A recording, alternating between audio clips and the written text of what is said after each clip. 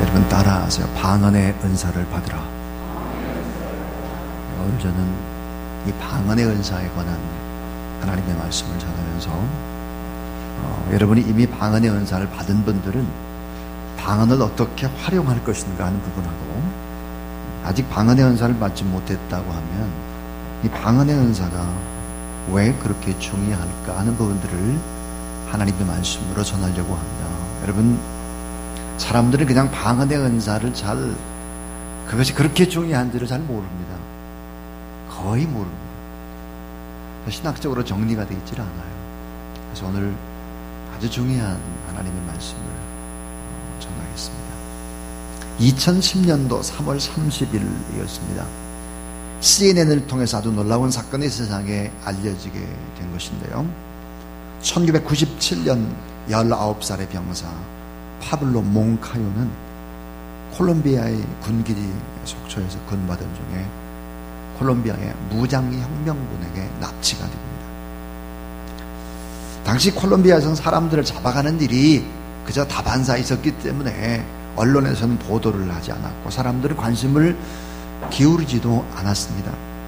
근데 납치당한 이 파블로 몬카요라고 하는 19세의 이 병사는 10년이 넘어가도록 가족의 품으로 돌아올 수가 없었죠.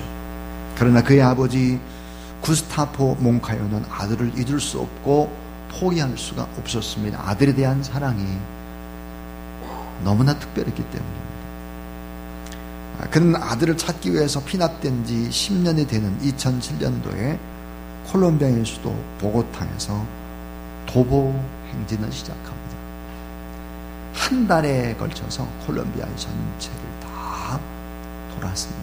그것도 자기 아들의 사진처럼 수갑을 세우는 모습으로, 또 자기 아들의 사진을 이렇게 옷에다 이제 박아가지고 그렇게 이제 한 달을 도보 행진을 하고 베네수엘라와 또 에콰도르라든지 나중에 유럽으로 건너와서 프랑스, 이태리, 스페인, 독일, 바티칸까지 걸어갔습니다.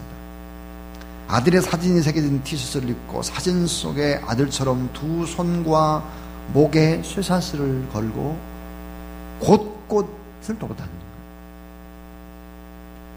자, 아들을 돌아오게 해달라고 호소하면서 계속 그렇게 남미를 돌아다녔고 유럽을 돌아다니게 되니까 언론들이 그 내용을 보도하기 시작했고 결국은 국세 적집사사와 주변 국가들의 중재로 아들을 찾게 된 것입니다. 아들을 포기하지 않았던 아버지의 사랑이 있었기 때문에 파블로는 자유의 몸이 돼서 아버지 품으로 돌아오게 된 것이죠. 그는 아버지를 만난 후에 이렇게 고백을 했습니다. 살아남도록 지켜주신 우리 하나님께 감사하고 저의 석방을 위해서 목숨을 걸고 쉼없이 노력하신 아버지께 정말로 감사드립니다. 납치된 지 꼭 12년 3개월 동안 쇠사슬에 묶여 끌려다녔는데 언제 죽을지 모르는 상황 속에서, 그런데 아들을 끝까지 사랑한 아버지의 노력으로 결국은 이 파블로 몽카요는 아버지 품으로 돌아올 수 있었다 하는 것입니다. 이 아버지, 어떤 아버지입니까? 콜롬비아를 돌고 남미를 돌고 유럽까지 돌아다니면서 포기할 수 없었던 이 아버지의 뜨거운 사랑, 이 아버지의 놀라운 사랑이 결국은 아들을 살리듯이 하나님 아버지의 그 놀라운 사랑이 여러분 한 분 한 분을 찾아 삼으시고 오늘 또 하나님 보좌 우편에서 여러분이 잘 되기를 바라고 여러분이 행복하기를 바라고 여러분을 위해서 중보 기도하고 계시는 우리의 진정한 아버지, 우리 인생의 주인, 구속주, 영원한 공급자, 보호자, 치유하고 회복하시는 그분, 여러분 그분의 사랑, 그 사랑으로 다시 회복하고 일어서는 그런 여러분 될 수 있기를 주의 이름으로 축원합니다. 여러분, 이 사랑은 절망을 뛰어넘습니다. 사랑은 문제를 뛰어넘고 고통을 뛰어넘습니다. 하나님의 사랑, 그 사랑이 아름답게 나타나는 것이 어디일까 하는 것입니다. 그것은 바로 성령의 충만함이고 여러분, 이 하나님의 사랑은 성령의 은사로 우리에게 나타난다는 사실을 믿으시기 바랍니다. 너무너무 사랑하니까 성령이 내 안에, 내 중심에 들어오시고, 그리고 성령의 은사를 주셔서 하나님의 생생한 사랑을 깨닫게 한다는 사실을 믿으시기 바랍니다. 오늘 저는 방언의 은사는 왜 그렇게 중요할까? 왜 방언의 은사는 그렇게 소중할까 하는 얘기를 들으려고 합니다. 여러분, 오순절 성령 강림의 사건이 얼마나 중요한 사건입니까? 그것은 기적입니다. 어느 정도로 오순절 성령 강림 사건이 중요할까? 그것은 예수 그리스도의 십자가의 죽으심과 부활, 그 다음으로 중요한 것은 바로 성령 강림의 사건인 것입니다. 여러분, 성령 강림과 함께 초대교회, 초대 예루살렘 교회가 세워졌습니다. 수많은 사람들이 주님 품으로 돌아왔죠. 영적인 지진이 일어난 것입니다.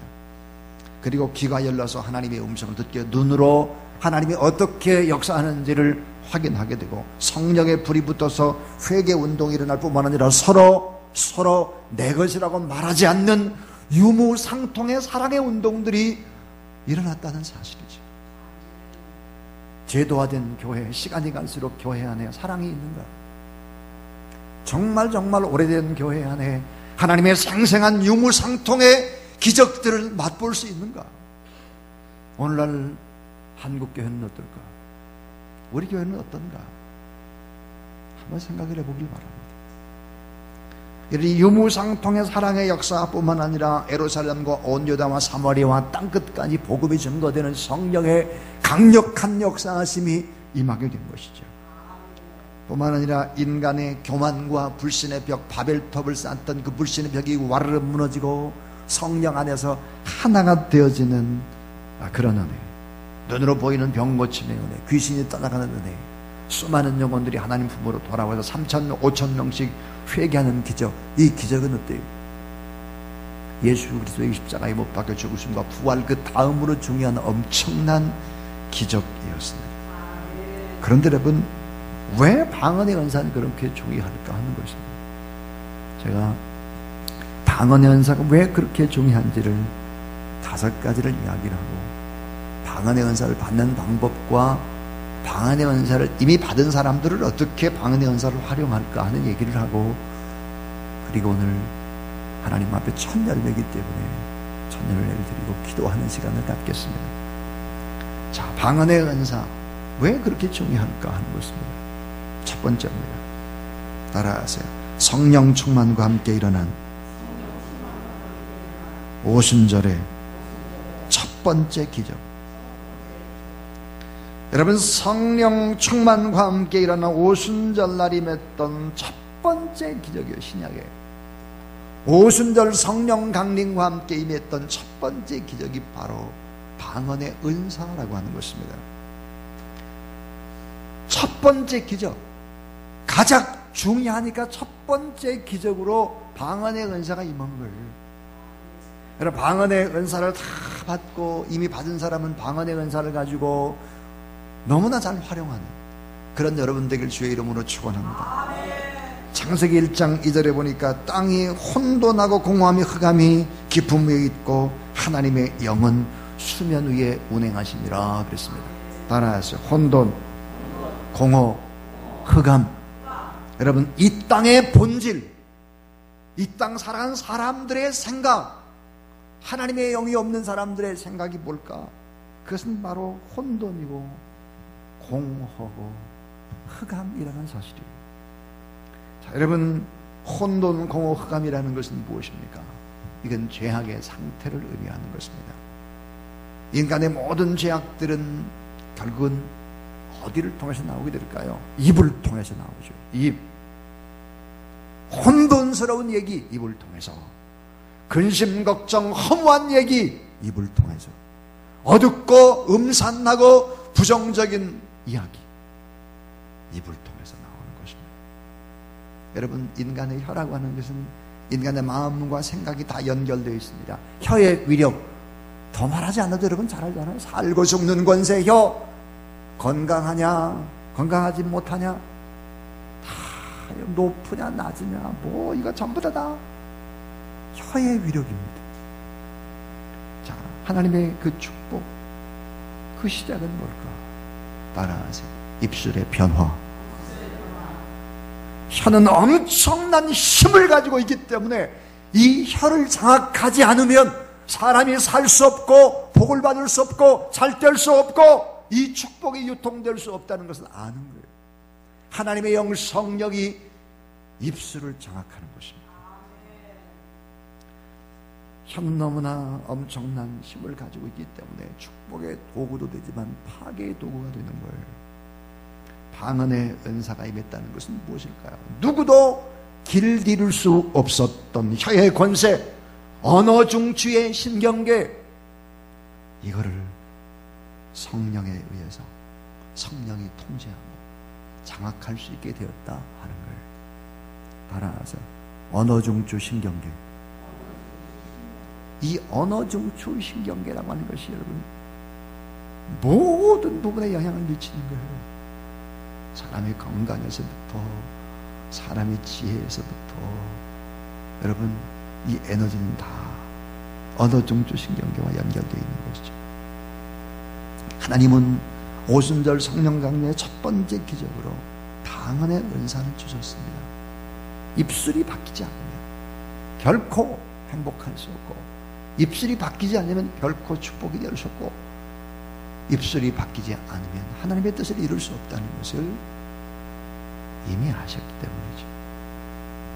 오순절 성령 강림의 첫 번째 기적, 방언의 은사였다는 사실들을 알아야 합니다.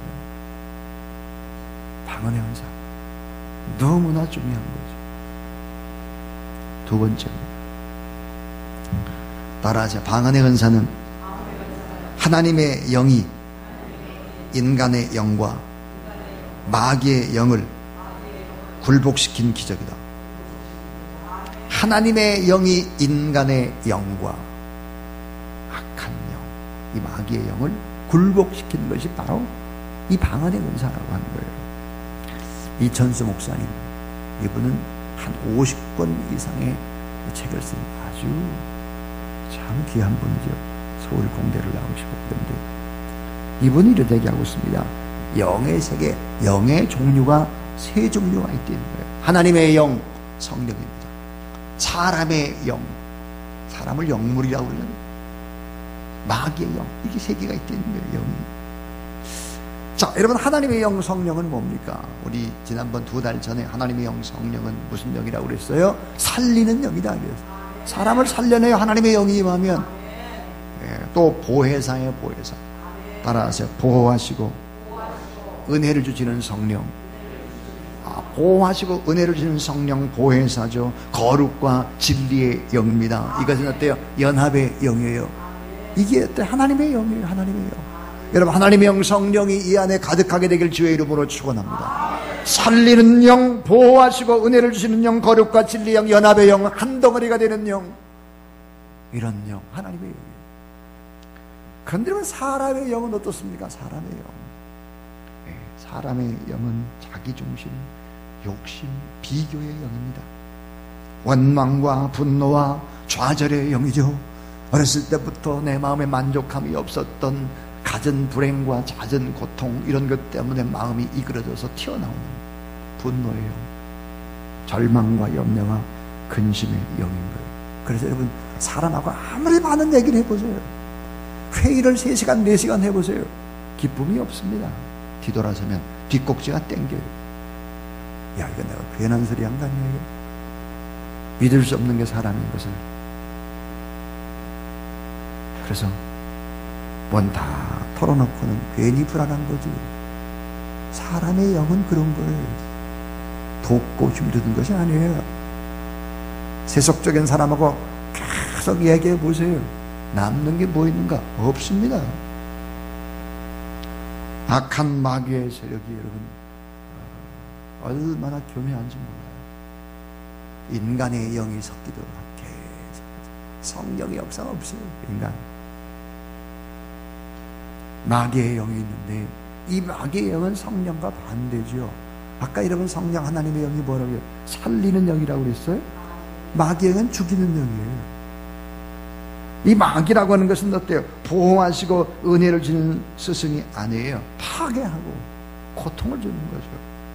거룩과 진리의 영이 아니라 추잡하고 난잡하고 복잡한 영이죠. 연합의 영이 아니에요. 분리의 영이죠, 이게. 그런데 여러분, 이 오순절 이 방언의 은사라고 하는 게 하나님의 영이 이런 인간의 영과 특별히 마귀의 영을 굴복시킨 사건이다 하는 거예요. 그러니까 이 성령의 은사 가운데 방언의 은사가 이렇게 중요한 것이죠. 자, 방언의 은사는 하나님의 영 성령이 마귀의 영을 몰아내고 인간의 나쁜 영도 하나님의 손 안에 잡히게 되는 기적. 이 방언의 은사가, 방언의 은사 다 받으시기를 주님의 이름으로 축원합니다. 두 번째입니다. 세 번째입니다. 따라하세요. 방언의 은사는 나 자신에게 엄청난 덕을 끼치는 기적이다. 자, 이 방언의 은사는 나 자신에게 엄청난 덕을 끼치는 거예요. 나 자신에게. 자, 고린도서 14장 4절에 보니까 따라하세요. 방언을 말하는 자는 자기의 덕을 세우고. 자, 여러분 신약 성경에 보니까 성령의 은사가 36가지 됩니다. 쭉 따져보면 로마서나 고린도전 후서라든지 에베소서라든지 보면 36개가 이제 은사가 나오는데, 여기에 보면 서로 겹쳐 있어요. 이 은사가 겹쳐져 있는 은사를 빼면 은사가 몇 가지 되느냐? 21가지가 되는데, 이 겹쳐져 있는 은사를 빼고 이 21가지의 은사 가운데 여러분 단 한 가지 은사, 이 단 한 가지 은사를 빼고 20가지의 은사는 모두 다 이웃에게 나눠주고 이웃에게 베풀고 이웃을 축복하고 이웃을 세워주는데 사용하는 은사입니다. 자, 여러분 생각해 보세요. 이웃에게 베풀고 나눠주고 이렇게 하지 않으면 하나님의 나라가 확장되지 않으니까 여러분 많이 나누고 베풀고 그렇게 해야 되는 거예요. 그러나 중요한 것은 은사는 하나님의 사랑과 이웃 사랑을 위해 하나님이 주신 선물인데, 이웃 사랑 많이 베풀고 나눠주고 선교하고 구제하려면 필요한 것이 뭐겠느냐 하는 거예요. 네? 그것은 바로 하나님의 사랑을 내가 점점점 경험하고, 내가 하나님 앞에 더 가까이 나가고, 내가 하나님과 더 깊이 교제하고, 그렇게 해야 되는 거 아니에요. 사랑하는 여러분, 하나님의 사랑을 충만히 경험하고 체험하는 것, 그것이 우선이기 때문에 방언의 은사를 여러분에게 주시는 것입니다. 방언을 하게 되면 여러분 나타나는 현상이 뭘까? 나에게 덕인 거예요. 나에게 덕. 여러분, 나에게 덕을 세운다, 이 말의 의미는 뭔지 아십니까? 그것은 바로 방언을 하게 되면 치유와 회복이 나타나는 거예요. 내 안에 방언을 하게 되어지면 믿음이 성장하고 성숙하고 아름다운 변화가 내 안에 일어나게 되고, 내 안에 있는 여러분 나쁜 독소나 찌꺼기나 죄악이나 이런 것들이 빠져나가기 시작하면서 성령이 내 안에 일을 하기 때문에 내가 하나님의 사랑을 더 깊이 느끼게 되고 하나님의 사랑을 체험하게 되는 거죠. 그러니까 이웃을 위해서 뭔가 베풀 수 있는 힘을 얻게 되는 것입니다. 21가지의 방언 가운데 20개의 방언은 다 다른 삶을 세우는 것이라면, 한 가지 방언은만이 나 자신의 덕을 세우고 나를 완전하게 하고 나를 치료하게 하고 나를 회복하게 하고 그렇게 만드는 거란 말이에요.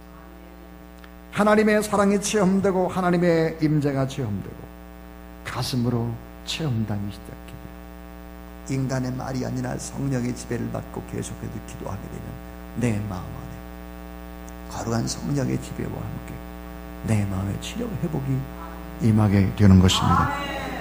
그리고 여러분, 중보 기도할 때 사용하는 영적인 귀한 축복이 바로 이 방언의 은사이기 때문에 방언의 은사를 사모해야 하는 거예요. 어떤 사람이 그래요. 방언의 은사 누구나 다 하는데 뭐 개도 하고 소도 하는데 뭐 무슨 소리를 하고 있어요. 무슨 소리를. 방언의 은사 못하는 사람들이 교회 안에 더 많아요. 개나 소나 하는 게 아니에요.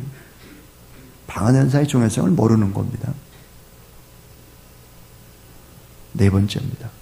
따라하세요. 방언의 은사는 생명과 평안을 주는 영이다. 생명과 평안을 주는 영이다 하는 거예요.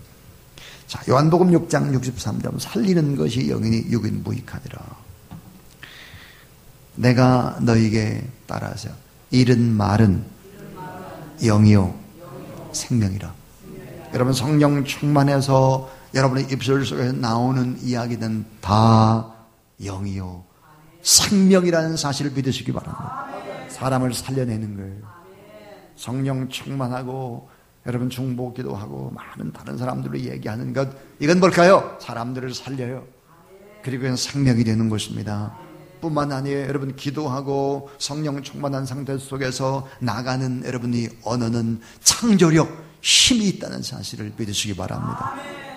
내가 말을 하면 나의 영이 나갑니다. 그러나 성령의 은사인 방언을 하게 되면 내 의지가 아닌 하나님의 영이 나가게 되니까 방언은 하나님의 영이기 때문에 하나님의 영이 내 안에 느껴지기 시작하는 것이죠. 영의 생각을 하게 되는 거예요. 그래서 로마서 8장 5절 6절에 보니까 육신을 따른 자는 육신의 일을, 영을 따른 자는 영의 일을 생각하나니 육신의 생각은 사망이요. 따라하세요. 영의 생각은 생명과 평안이니라. 이사야 28장 11절부터 12절에 보니까요, 안식과 상쾌함을 준다 그랬습니다. 이 방언이라는 것은 뭘까? 영적인 정화, 영적인 정화가 이루어지는 게 바로 방언인 것입니다. 내 생각과 내 문제를 내가 사람에게 고백을 할 때 잠시 잠깐은 사람들에게 위로를 줄 수 있어요. 그러나 위로를 절대 받을 수 없습니다. 예. 부담이 남고 두려움이 남고 거기에 영적인 불순물 찌꺼기들이 내 안에 남아요. 고민을 하게 되는 것이지요. 고민을. 혼자 있을 때 돌아보니까 괴로운 거지. 인간은 그런 것입니다. 그렇지만 성령의 은사 따라서 방언으로 말할 때는 하나님의 영이 나가기 때문에 살려내고 생명과 평안과 용기와 희망과 꿈을 줄 수 있음을 믿으시기 바랍니다. 자, 방언의 은사는 왜 그렇게 중요할까? 제가 2시간은 더 할 수 있을 것 같아요. 방언의 은사의 중요성에 대해서. 그때 딱 하나만 더 하겠습니다.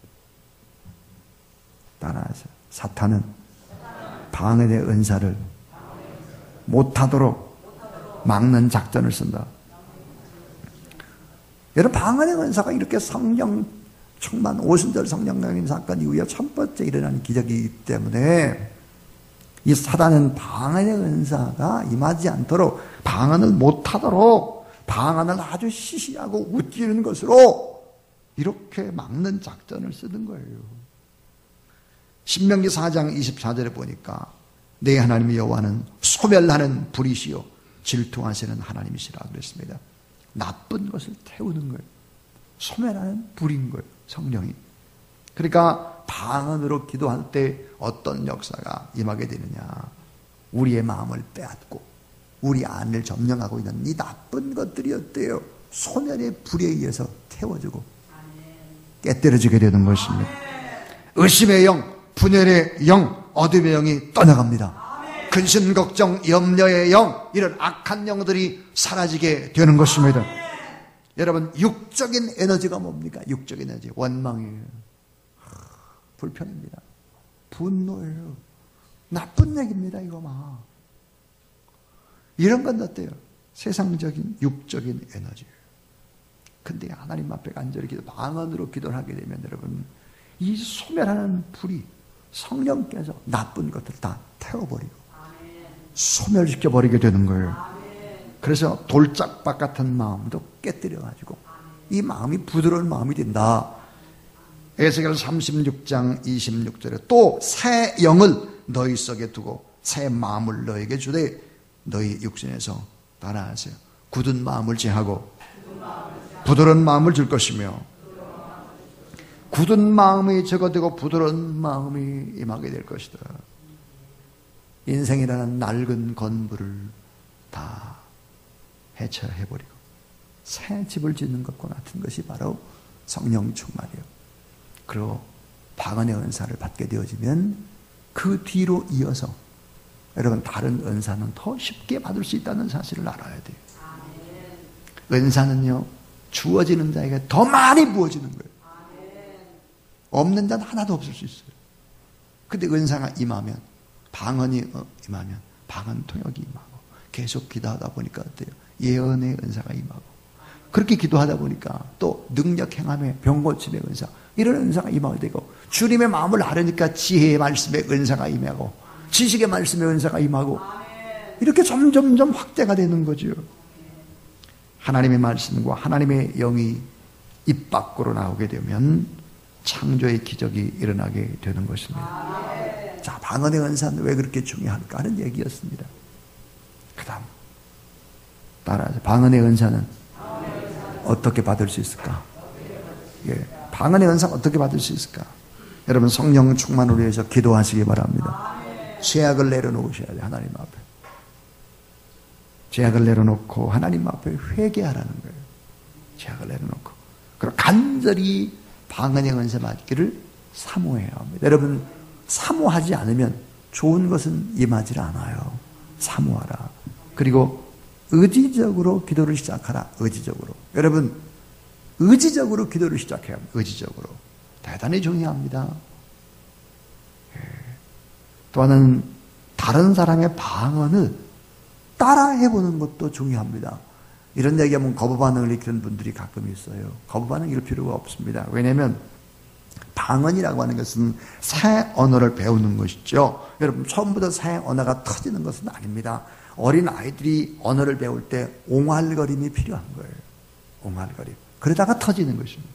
성령이 강력하게 역사합니다.